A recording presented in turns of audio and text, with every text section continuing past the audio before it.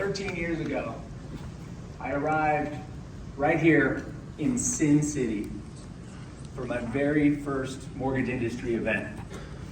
And as I arrived here for my first industry event, my life was hitting rock bottom. It was September 2009. The mortgage meltdown had finally made its way to Utah. I thought the Mormons were going to save us. Turns out they only delayed the inevitable.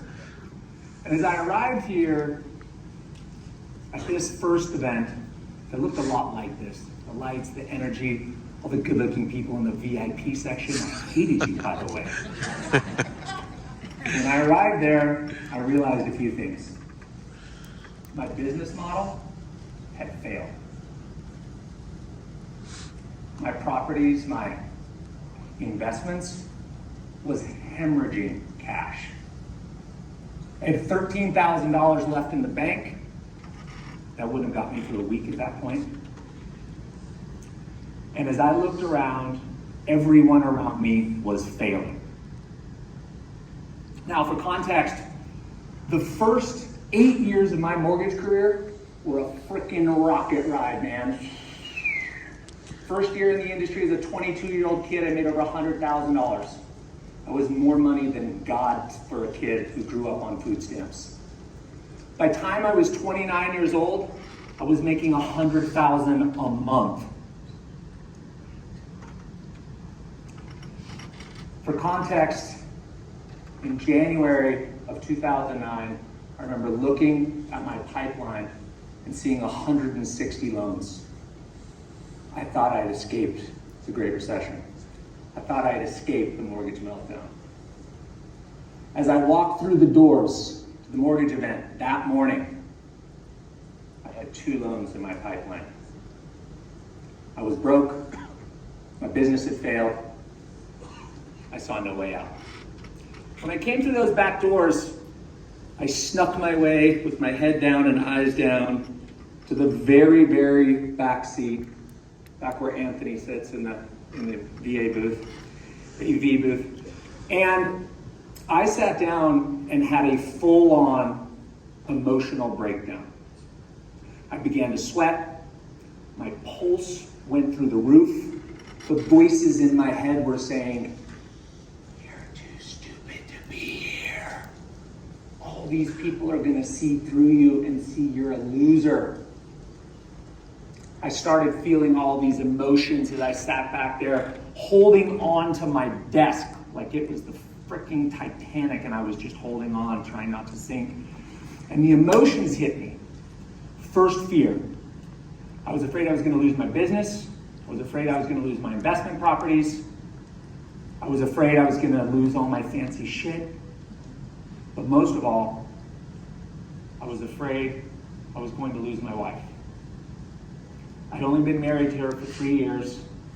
She'd only known me in the rocket ride.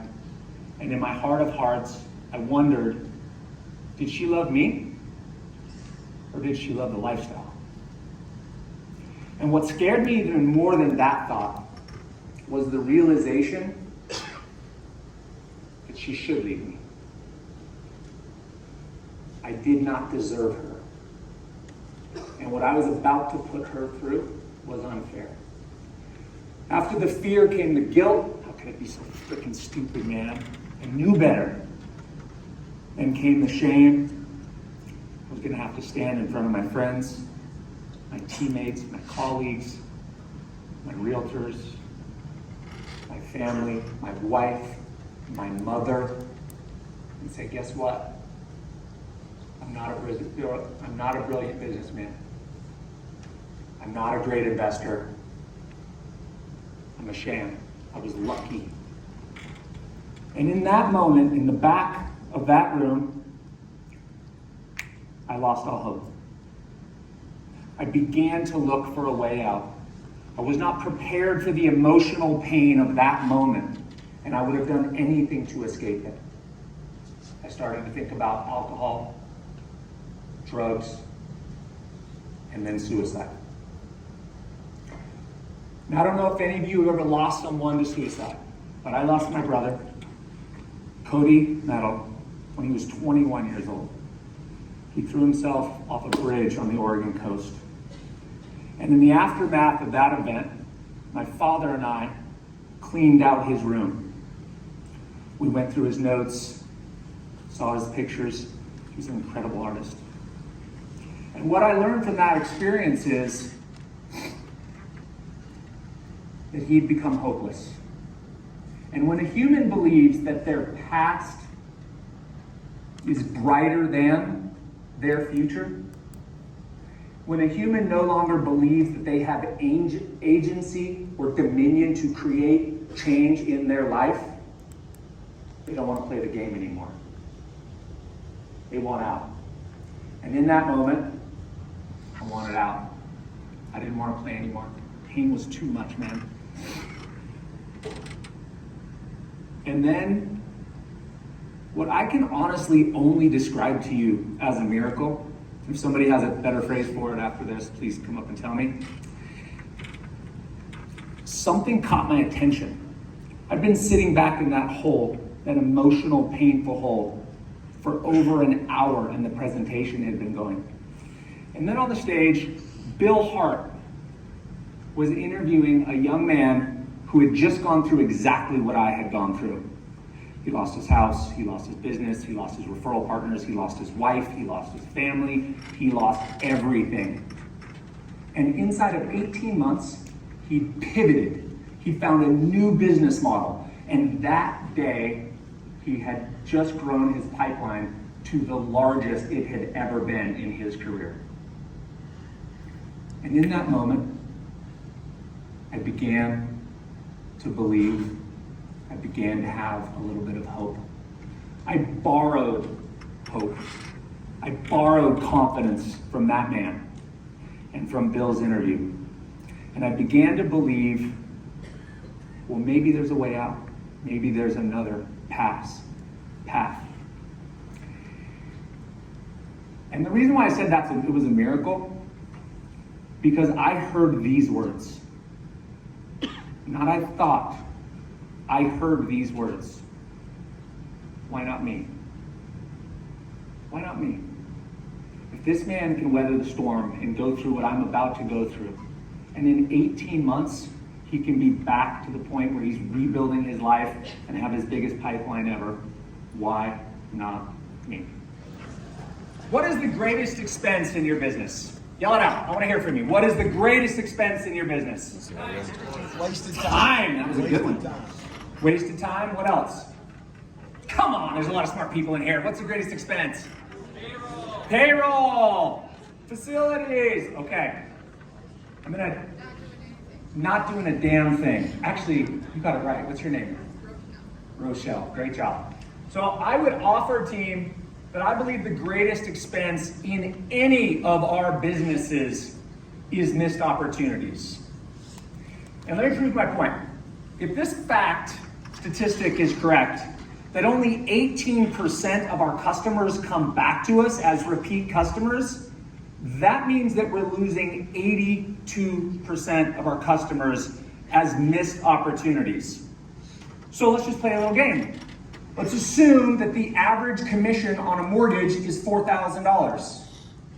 If I close 100 loans in 2022, and Barry's right, rates are going down to 4.4 or whatever next year, this stat says that we're gonna lose 82 opportunities next year.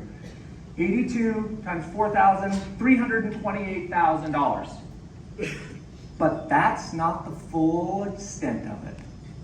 Because once you understand that the average number of transactions in a homeowner's life is 11, guess what?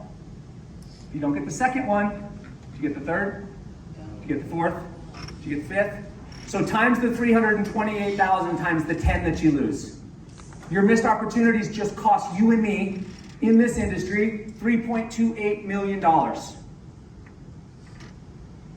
Not many of us have processors making 3.28 million, or facilities, or marketing budgets. It's the biggest cost in our business. And I'm gonna say this a few times today. in each of our businesses, we either act, meaning we take proactive action towards an objective, or we get acted upon. And right now, we are getting acted upon. Super Bowl ads, pop-ups on your iPhone, billboards. I went by 4 on my way to the airport. Inserts in CNN and the Wall Street Journal. We are being acted upon because they're doing a better job, our competitors, at marketing to our past clients than we are. Mortgage retention rates are abysmal. And when I look at this, you know what I think? WTF? What is happening? How is it that healthcare and financial services and IT services, how is it that they all have such better retention rates? What is happening? And at first when I saw this, you know what I thought? Bullshit. Bullshit. This is marketing. I know marketing. This is marketing. Till I found this guy. This guy's name is Vivek Kumar. He's the VP of Product Development at Property Guru Group. And Vivek has a long tech history, specializes in the building of growing infrequent consumer products. Brian, do you know anybody who sells an infrequent product? Just a few, okay, he knows a few. Team, realtors and loan officers, we sell infrequent products. And we use hope as a strategy that somebody's going to remember us. And guess what? They don't. They don't. They look at the Super Bowl ad. Vivek taught me the transaction frequency spectrum. I can't believe Ryan got that right when he was on stage. I have to look at the damn slide. And Vivek taught me that every product has a natural frequency of use. Outlook, I use that every single day. I see what's going on Facebook every single day. I see what's going on my iPhone every day. Pornhub for some of you, perhaps. No judgment. We are a life and business coaching company. It's all good. I take my kids to the movies once a month. I buy something on Amazon once a week. Quarterly, I take my family on a vacation, and once a year, I go to TurboTax to do my taxes. You with me? The transaction frequency? Okay. Well, what Vivek says is that the farther down the frequency or less frequently your transaction, the easier it is for a customer to forget you. So on the left-hand side, we see mortgage and real estate in the decades. And the only product that is less frequently used than real estate and mortgage is the damn mortician. And they're yet to get a repeat customer, so try to prove me wrong with that data point. Freaking nailed it. So what's the takeaway? Nailed it. Takeaway is you and I are forgettable. That is our baseline. Once we understand that we are forgettable by nature, we have to start doing things differently. Unless you love 18% retention rates, but I think Barry's right. I think interest rates are going down. I'd much rather have an 82% retention rate next year. Now, you already met your partner. Please turn to them. You have 30 seconds to discuss what you just learned. I'm doing today so that my customer remembers me in 5 years. If you're taking notes, that is the question that I would write down. Because the answer to that question is the answer to what does the mortgage professional in the future look like? The mortgage professional of the future cannot survive at an 18% retention rate, not with all the competition that we're facing. What do you see when you look at that? That's the average number of mortgage-related transactions in a borrower's life. What do you see? What does that bring to mind? What do you feel? Opportunity. I love it. Anybody else? What do you think about when you actually literally think of that many potential transactions in a client's journey? What comes to mind? Fulfillment. I need to do better. Referrals, fulfillment. Okay. After spending a lot of time thinking about this, you know what I see? Annuity income stream for life. We just haven't figured it out yet, man. My financial advisor gets paid every freaking year. It's called assets under management. My insurance provider gets paid every freaking year. It's their book of business. They can sell it at the end of their life. It's awesome.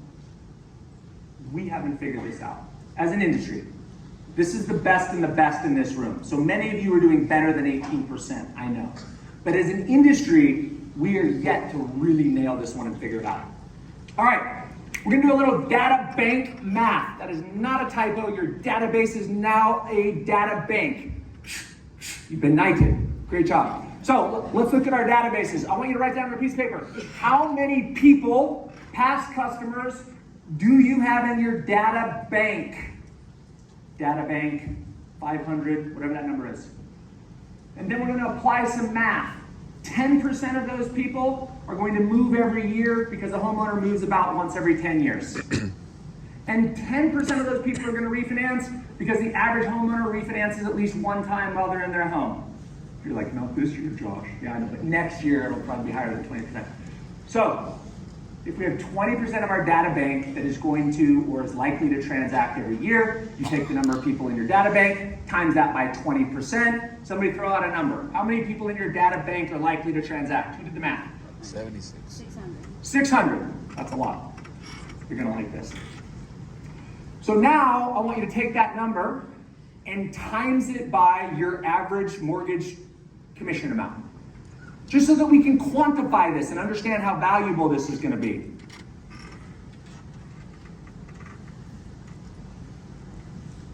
If you have 1,000 people in your data bank, and 200 are going to transact every year, and your average commission is $4,000, your potential annuity income is $800,000 a year. And do you ever have to answer a realtor's phone call ever again? No. Voicemail. All right, turn to the person next to you and describe to them or tell them what is the annualized annuity value of your data bank. Go. I don't originate, so you go. I wrote down 250,000. Okay. Which is not a lot. I need to do a better job, I admit, of my database. And that's... How long have you been with your current company? 5 years.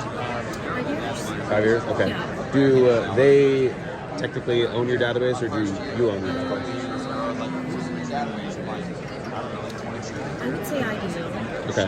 But you just don't have all those people in your database Correct. that you've worked with over the past 5 years? Yes. Okay. Can you get it? Yeah. Can you get it? All right. Yeah. No, get it. Yeah.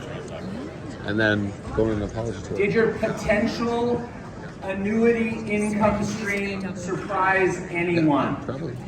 Yes.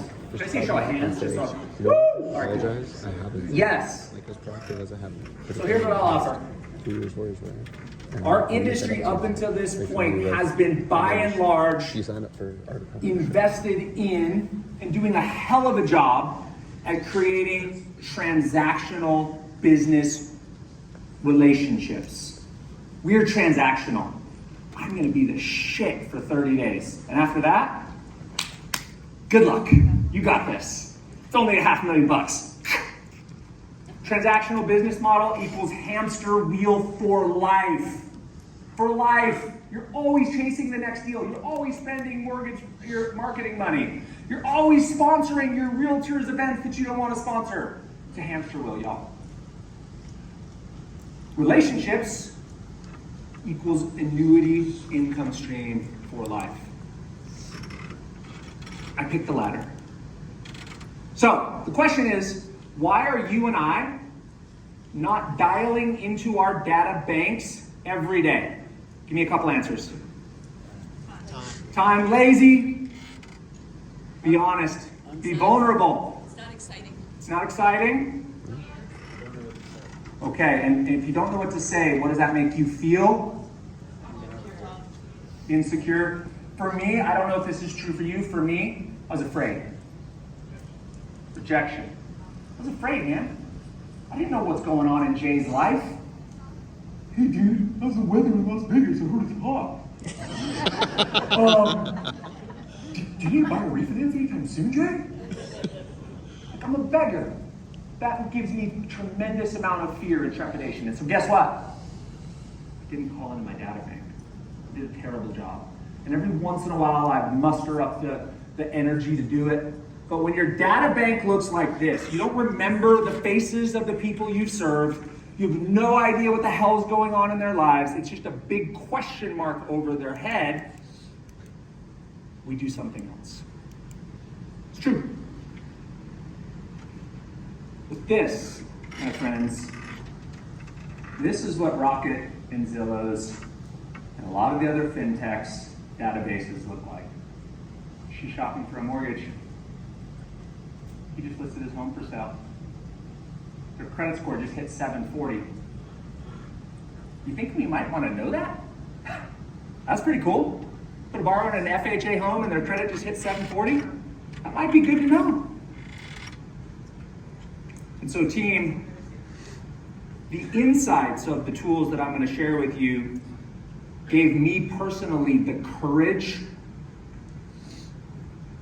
the inspiration to call into that database. So the information was clutch because now I had something to talk about. I knew what was going on in the lives of my customers. I'm going to learn to talk by the end of this 45 minutes, trust me. But when you marry the insight with strategy, you know, salesperson, you're here to help. You're here to teach. You're here to educate. You're here to help American homeowners make better decisions on how they use their equity and how to use their leverage, their mortgage, to create wealth. And there's nothing that feels better than that.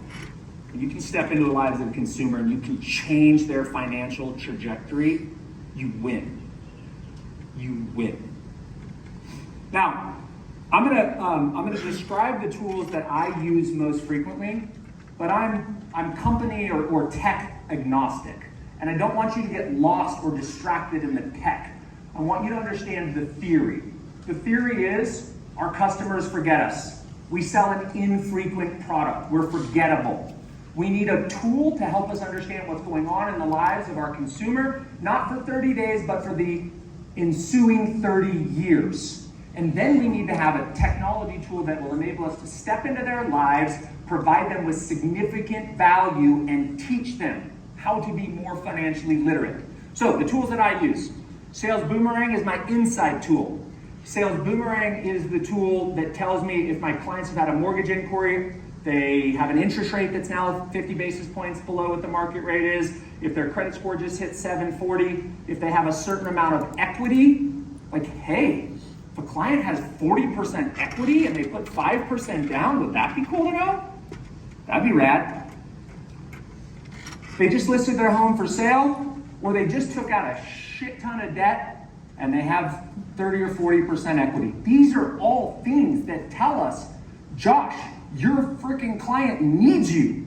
It's time to step back into their lives and provide value. Now, the other reason why people don't call into their databases, they don't know what to say. I think more than one of you said that. So, if you scan that QR code or text tribe to that number, you're going to get a PDF document that shows you the scripts that my team use when we dial into our data bank.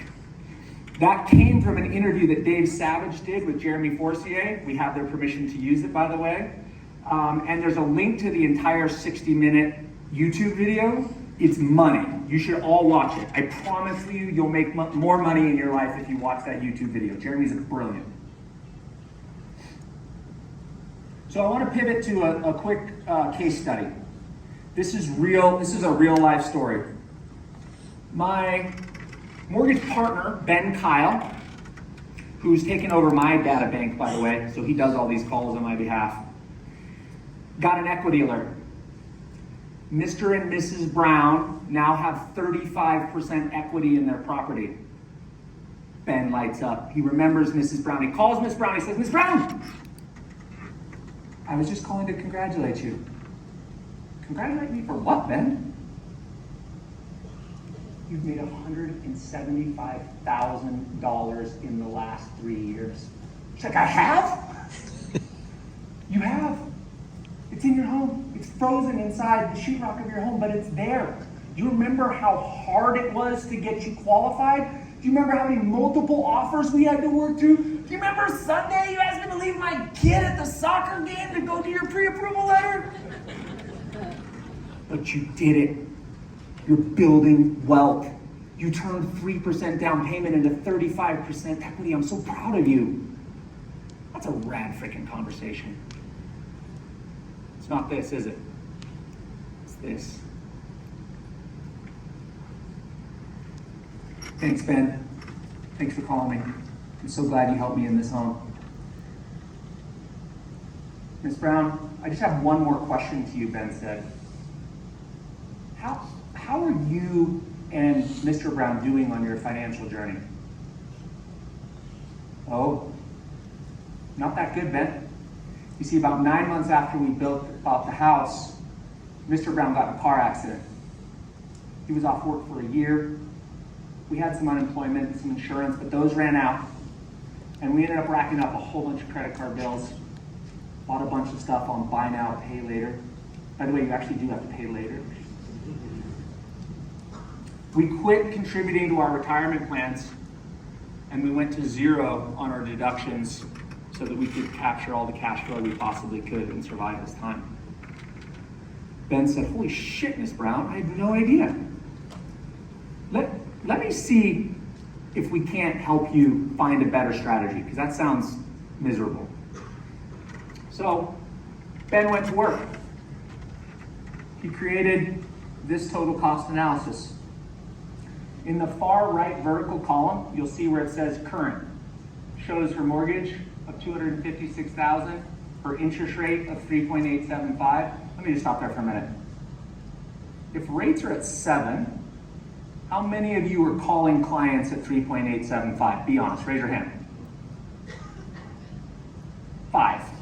Great job. You're crushing it. Really good job. Seriously. The payment that you see up there is her mortgage plus her liabilities. So that's all of her debt lumped into that payment. And Ben said, what if? What if we unfreeze some of the equity that is currently frozen behind the sheetrock of your home? What if we bring it back to life? What if we pay off that debt with it? What would that do to your monthly cash flow and your budget as a family? Well, turns out it would improve their cash flow by $1,000 a month. Ben says, Miss Brown, what do you think? That's pretty cool, $1,000, right? He says, but Miss Brown, what if you mentioned that you hadn't contributed to your retirement for the last couple of years? Probably had potentially some taxes going. So what if we finally got you on a plan? I've talked to you several times about your financial journey, and it's always, I'll get to it. But what if we took that $1,000 a month and we invested it? I know a great financial advisor who I work with locally. I trust them implicitly. What if we invested that $1,000 a month? And let's just fast forward, because you know what, Ms. Brown? What I've found serving thousands of clients is that people have a really hard time thinking about decades. We're good about thinking about days, weeks, I gotta get Johnny to the game, maybe even months or years. But very few plan for 30 years. So let's just see what that would look like. Let's just compare the strategies. So on the left, my left, your right. On the right, Ben tracked their current wealth trajectory based on the current home value appreciating at a 3% real estate appreciation rate over 30 years. Congratulations, in 30 years, you're gonna have a free and clear home worth $1.3 million. But Ms. Brown, are you gonna have any retirement? Nope. So what's your option? Gotta sell the house, gotta do a reverse. Those are the options at that point. Gotta rent, it's an option. Or, you and Mr. Brown have already reduced your costs, your living expenses, because you had those extra bills. What if we took that extra $1,000, invested it over 30 years, assuming we could get a 7% return? What would happen to your net worth? Oh, she'd have an extra $1 million for retirement, a net worth of $2.3 million instead of $1.3 million. And then Ben said this, Ms. Brown, which would you rather have? A 3.875% interest rate or $1 million in cash? Which one do you want? Ms. Brown said, take the $1 million, Ben. Let's go with that. So, the point is, team, I'm gonna try to tie this up for everybody. The mortgage and real estate professional of the future can no longer get away with selling debt and walking away. The mortgage and real estate professional of the future has to leverage technology, strategies, insights, help consumers learn how to use leverage to build wealth. Team, Americans don't know this. They think they should move every ounce of equity into the next property. They think that they should pay off debts, even if it sets them back in contributing in their retirements for 10 years. And guess what? Inflation's gonna erode the shit out of those retirement assets. They have to start early. They have to be consistent. We have that knowledge, and I believe to whom much is given, much is expected. And I believe that is what the mortgage professional of the future is. That's what I see in this audience. Thanks. I'll take it. Come on. All right, thank you.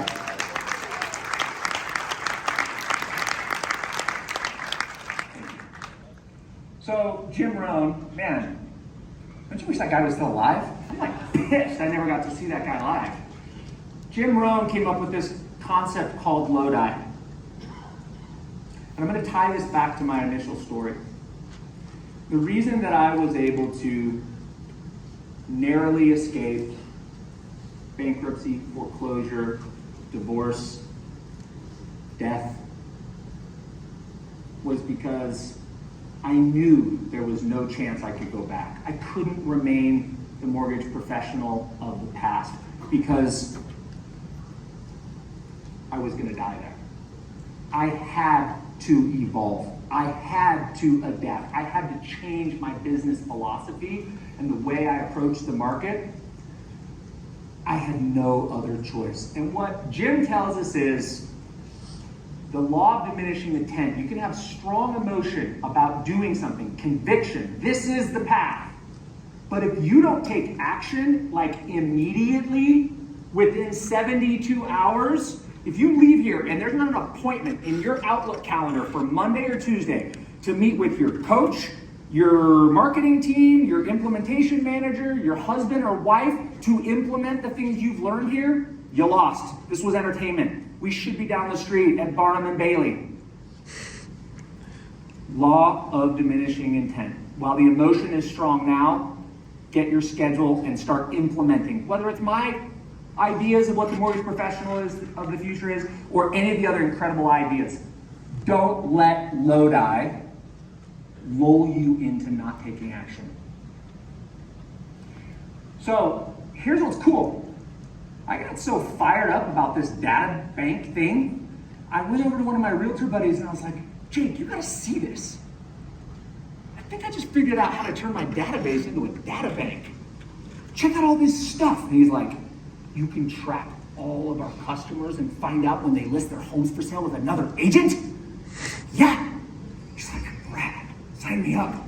This information is just as relevant to your realtors. They also sell an infrequent product and their retention rates suck. What's their number one fear? Low-cost real estate brokerages, right? They have the same problem. So if you download the slide deck, the whole slide deck is there, as well as the scripts. And what I would encourage you to do is repurpose this slide deck with your company's branding and then take it out to your realtor partners and adopt their data banks. Because some of you in this audience, I should have said this earlier, some of you tuned me out. Some of you are like, shit, I don't have a database. Go adopt a database. OPD, other people's data. They got a problem you can solve, they'll give you your data. All right, team. Lastly, I want to get super specific in 28 seconds about plan of action. The first thing I would do is I would download that slide deck. The second thing I would do is I would create an appointment with somebody who can be an accountability and motivation partner to start implementing some of the things you learned. I would dump all my notes into that appointment, and I would set it as a reoccurring appointment every single week. So you're gonna come back to that for a year until all that stuff is crossed off. And team, here's what I know. Each and every one of you in this room, your future is way bigger than your past. I promise you that. I promise you that. If you prioritize and you execute what you learned here. Thank you. Woo.